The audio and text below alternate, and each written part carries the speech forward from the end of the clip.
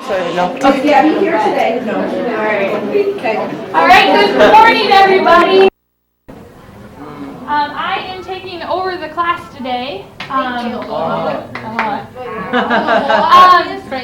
want to tell you a couple of the whys of why I'm taking over the class. One is every year I do this. In the fall of your 8th grade year, I like to come in and like to talk a little bit about high school readiness and where we're going to go. And then in the spring, Mr. Telgetsky, who's the principal at the high school, he'll come in and then he acts like he does a better job than me, but then he comes in and then he gives a presentation too. Okay? So, and it's good to kind of know because it's a lot of information, so it's good to hear it multiple times. Hi, Denny. So that's one thing. The other thing that I want to tell you is that please know that my intent is not to stand up here and be like, rules, make sure you're blah, blah. That's not my intent at all. So I want you guys to turn that one off. And then my final thing, and I just want to mention this, and I mean this completely, is that I have a very, very special place in my heart for the class of 2022. You're going to hear me say the word class a lot, and I want you guys to know I don't mean like this class, like Mrs. Bartel's second hour. I'm talking about all 232 of you, the class of 2022, all the 8th graders in Back Bay. Yeah, you guys are the biggest class for sure. And the reason I want to say that I have this really special place in my heart for all of you is because if you remember, I was assistant principal at the high school for 5 years. And then I became principal here. This is my 3rd year. You were my 6th grade class. So we have ventured through this middle school journey together. And Mr. Telgetsky is one of my best friends, and he, I know, is saying, who's she sending me? You know, because this is it. This is, they've only had her.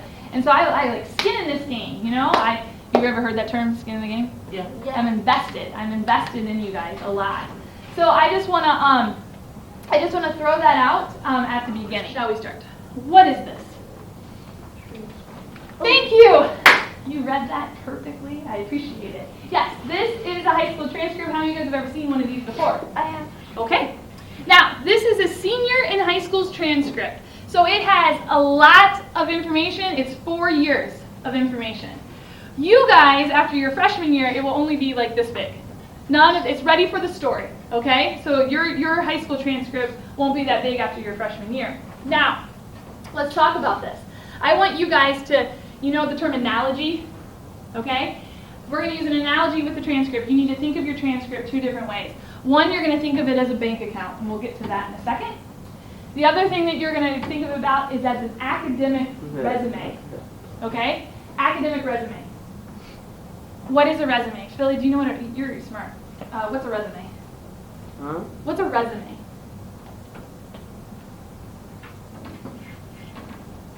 No clue. Okay. Does anybody? Yeah. It's like when you go to a job, Mhm. it's like a resume. It's like about you, what you do, what you can.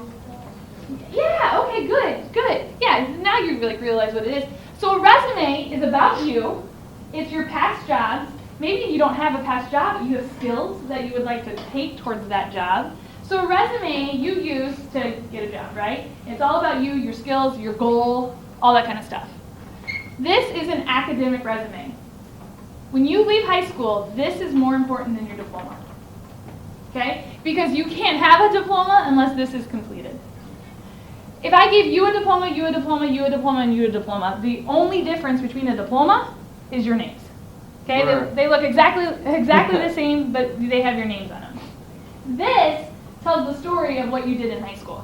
So when you go to college, when you go to get a job, this is what they ask for. When I was at the high school for 5 years, people would come back from the 1990s, the 80s, the 70s, and they would request their transcripts because they were trying to get a new job or they were trying to go back to school, and they need their transcript. I went to 3 colleges in 4 years, but then I also went and got my master's at a 4th college, and I didn't know what I wanted to do with my life. It's okay. See, I turned out totally normal. But I went to Hope College, Grand Valley, and U of M for undergrad, and I went to Michigan State University for my master's. So lots of experience with colleges. But hold on. So when I had to go to all those, I always had to take my high school transcript. Luckily, I had built a good enough high school transcript that I had a lot of options. And that's the goal in this entire presentation for you guys. I want you to leave Mac Bay and have as many options and opportunities for yourselves as possible. You might not want those options.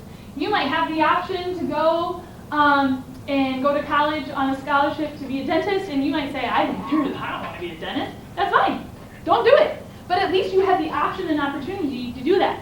So I want every single one of you to have tons and tons of options. This academic resume is going to get you there. So academic resume. The other thing I said I want you guys to think of this is a bank account. Why would you have a bank account? To save money. To save money, awesome. Why else could you have a bank account? Or no, you know what? Let's say this a different way, I apologize. You have a bank account to save money. Now tell me, what are you saving money for? Yourself. What do you want? Yourself. Okay, but specifically what reason? To clothe yourself? Okay, so for shopping sprees. I love it. What else? What else would you say? College?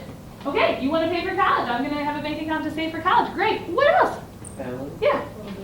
For the bills. I'm saving the bills, y'all. Okay, good. What else?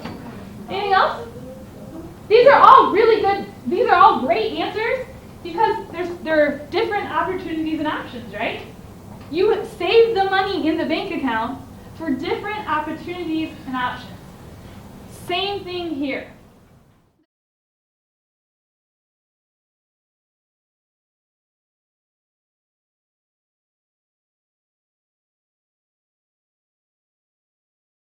The first thing that I'm going to point out on this transcript is the GPA. What's a GPA? Grade point average. What's a cumulative GPA? No. No. Everybody knows the GPA. It's the cumulative GPA that they struggle on, and that's fine. I don't expect you to know this. That's why I'm here. You want to take a guess, Keith? Does it like stack up?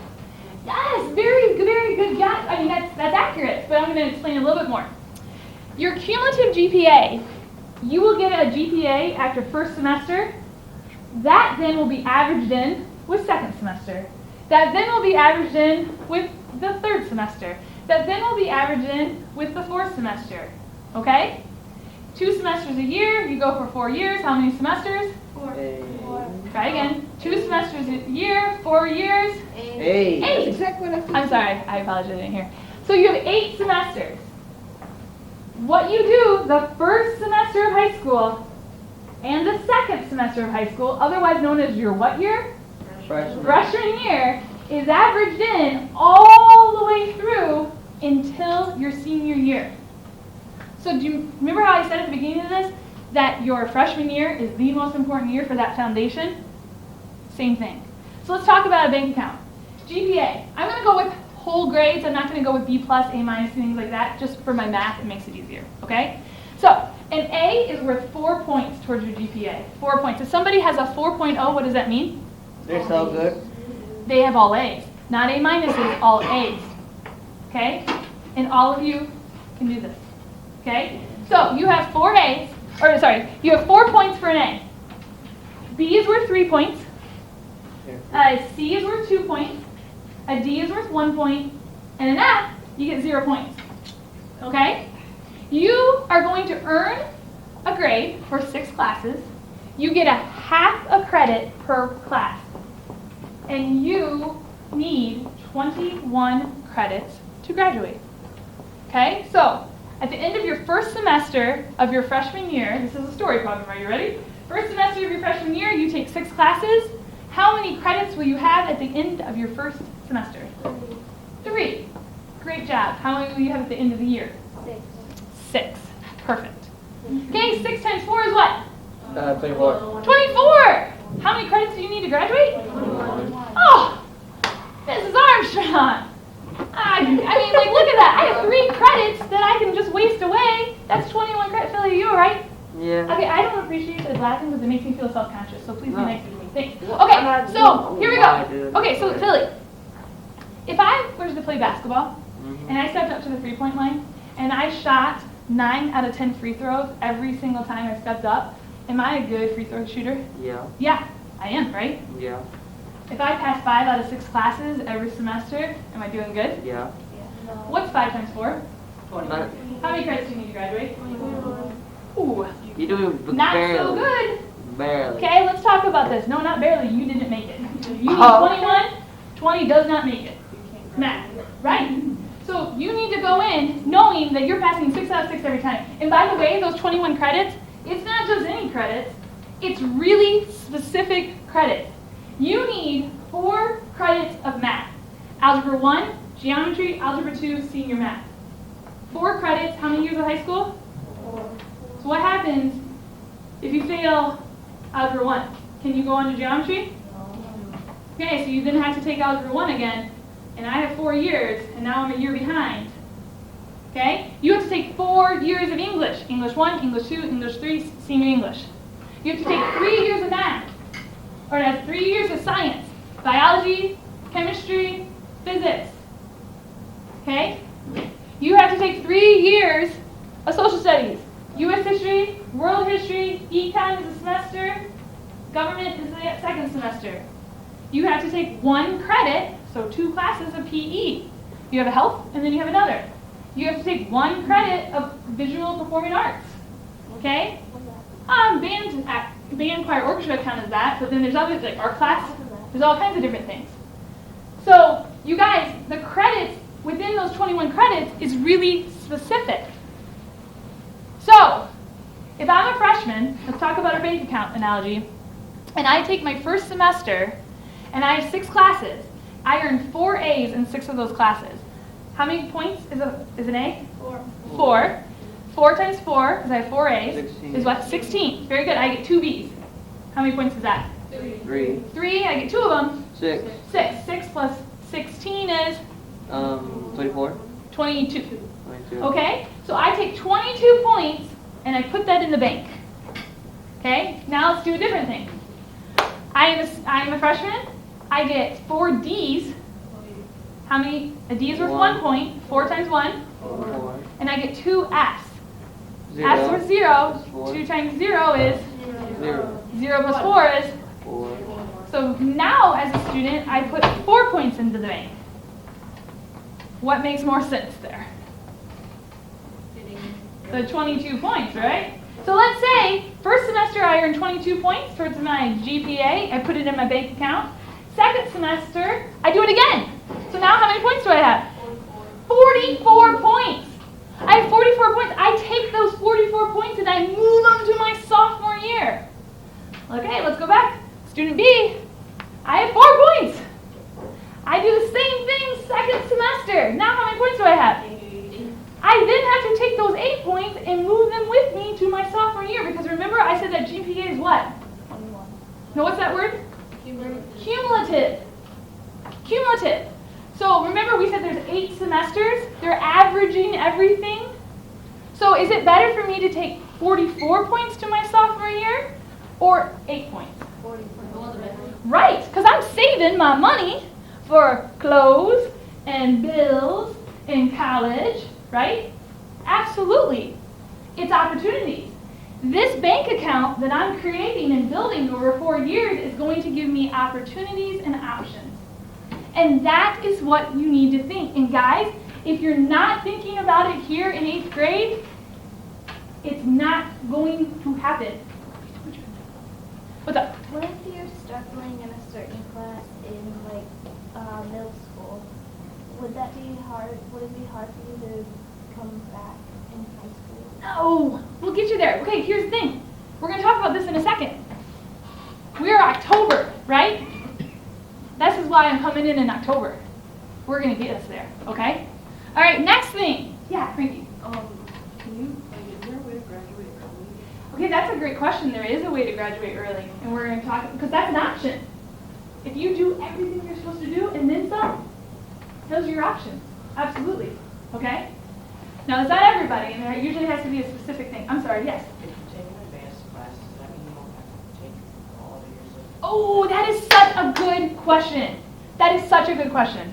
Okay, so, he said, in case you didn't hear him, if you take an advanced class now, if I'm in U.S. history now, Do I not have to take it in high school?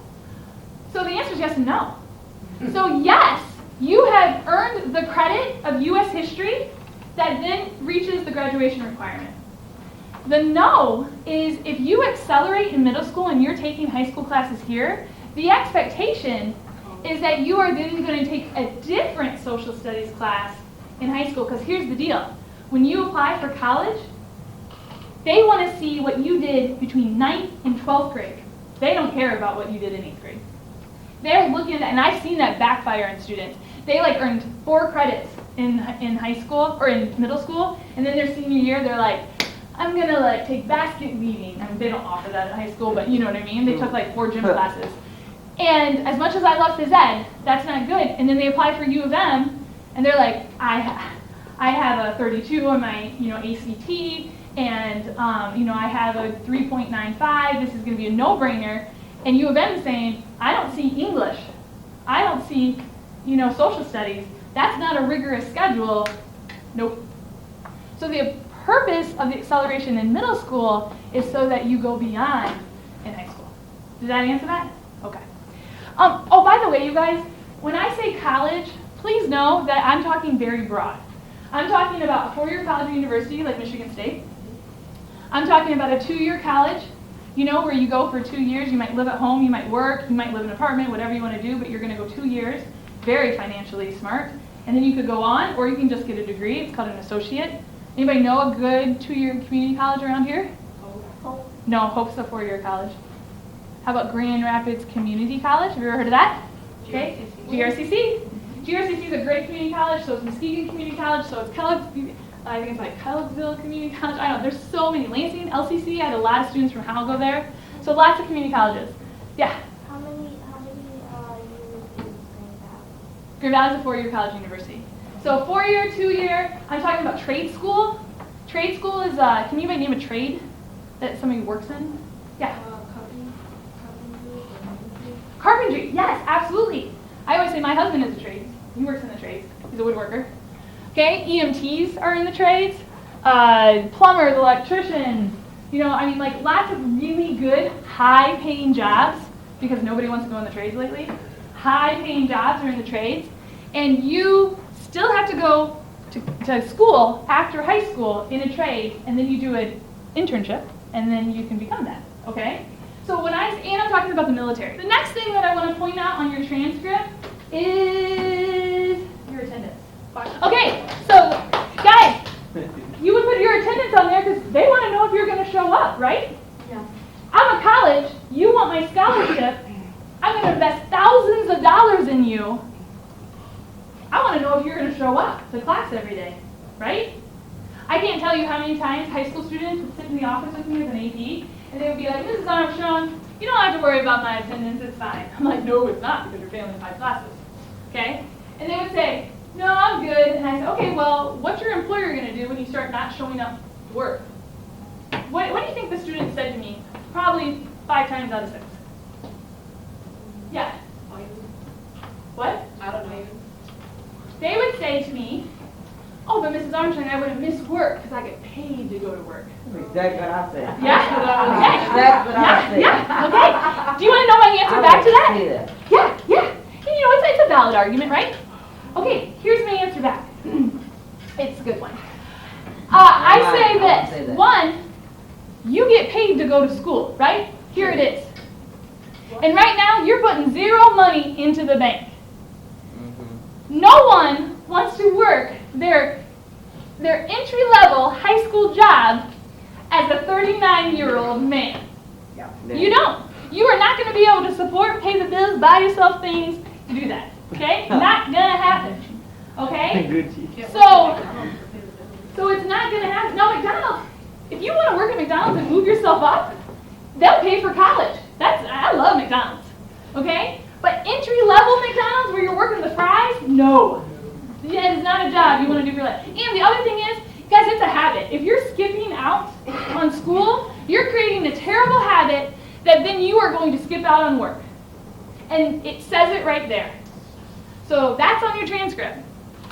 The last thing on the transcript that I want to point out is the story it tells. It's all your classes and all your grades. Now, it tells a very good story. You could have a person that has a 3.95, but there's no rigorous or tough classes on here. Did that person play it safe? Yeah. Are they a risk taker? No. So colleges actually see that and they're like, I don't know if we want you, even if your GPA is really good. They want to see rigorous, hard coursework. This could say, man, lots of D's, lots of C's, lots of F's here, but wow, lots of B's, lots of A minuses here. What's that say about a person? But they went back on track. Yeah, they persevered. They did it, and you know what? Everybody's a little squirrely here, but they pulled it together, and look at that here. So a transcript tells a lot about that person. And so you want to look at that, and you want it to be a good academic resume, and you want it to be money in the bank. Okay? Let's talk about this. How long does it take to create a habit? A long time. 2 weeks. That's it. Really? Studies say if you intentionally try to do something, intentionally, what do I mean by that? Constantly? On purpose, doing it with intention, you know. If you do it for 2 weeks, you can create a habit. How long does it take to break a habit? 2 weeks. 21 days. Never mind. It's harder to break a habit than create a habit, but in the big scheme of things, 21 days. So you can but once again, it has to be with intention. You have to try. You have to really be working at it. But you can break a bad habit in 21 days. So, right now, as you're thinking, you're like, oh my gosh, this could be crazy. Know that we have time. You can break a habit in 21 days and create a habit in 2 weeks. All right, let's talk a little bit about the social readiness of high school. Some of you are academically ready for high school, but not socially. Some of you, meaning your behaviors here, are not going to fly. Everyone's trying to put money in the bank for their own personal reasons, their own options and opportunities. So I'm going to give you 3, and this is real because I was there for a long time. So say that you have student A. They're sitting to your right in Algebra 1. They go to school all day, but now that they're in high school and can get a job, their parents say, look, I will feed you and I will board you, but meaning that I'll pay for your living structure, but you have to start paying for some things. So if you want new clothes, you're paying for them. If you want like shampoo and conditioner and all that kind of stuff, you're paying for it. And this person knows that they have to work at night, so they're going to school, they're working at night, and they really want to go to college, and they have a plan, and they know that they could get a scholarship, and they need their GPA, they need money in that bank for their GPA. Are they going to appreciate the behaviors that we see in our classes, where the teacher has to spend 20 minutes trying to get the class to go back? And I say 20 minutes because they have to deal with one person for 4 minutes, and then they have to go with another person, and then they have to do this. We see it, right? Do you think that they're going to appreciate you? No! That's the person on the right. The person on the left is a person that is really involved. They're in tons of extracurriculars. They work they go to school all day, and then they have to go home at night, and they have to take care of all their siblings. Their siblings are younger than them. They have to feed them. They have to make sure that they're bathed. They have to make sure their homework is done. They have to make sure they go to bed, because mom and dad work 2nd or 3rd shift. Now, some of you might know this reality. This person wants to go to the tech center. Tech center is this really cool option or opportunity that you can do your junior or senior year. And they really want to do this, but they have to have the credits in order to get to go. Are they going to appreciate teachers having to take time with behaviors that are not high school behaviors? No. Okay, person behind you now, this is the person, so you got the right, you got the left, now you got someone behind you. They're a person that should be a junior in high school. Notice I say should. They have not earned the credits to become a junior, because if you don't earn the credits, you don't get the label. So they're now taking Algebra 1 for a 4th time. They really want to graduate. They look at you, and they realize that was them. So now they're 17, and they're like, that's how I acted? How long does it take to make a habit? Right. How long does it take to break a habit? 21 days. Okay, so do we have time? Yes. Yes, we do. Our households right now, right? High school is the time to define who you are. So for us to take aim at things that are outside our control are not okay. They're not okay. And like I said, we have time. 2 weeks. 2 weeks to create good habits. 21 days to break bad ones. Okay? We have time. So maybe we should just review about rules and expectations. There's rules and expectations everywhere, you guys. There's rules and expectations everywhere. In fact, if you've ever played a sport, there's these things called officials or referees, and their entire job is to make sure you do what? You play within the rules, right? Colleges and universities, they have people, and their entire job is to research and make sure that this person that I'm going to spend thousands of dollars worth of scholarship money on doesn't ruin the reputation of our institution. Okay? First thing I do when I go to hire a new teacher is I Google them. I get their Twitter, I get their websites, I get their Facebook, I get their Instagram. We can backdoor anything. Oh my gosh, the high school assistant principals are amazing at backdooring into anybody's social media. It's really easy to do. All you gotta do is find one person that's friends with another person and they've tagged them, boom, boom, boom, there. So you're not hiding things. You're not hiding things on the internet. It's a public forum. And my favorite, I had a group of seniors one year, they were terrible with Twitter. Terrible. They would say like terrible things and then put hashtag go whoa. So it like came to all of our things. Oh, that was fun.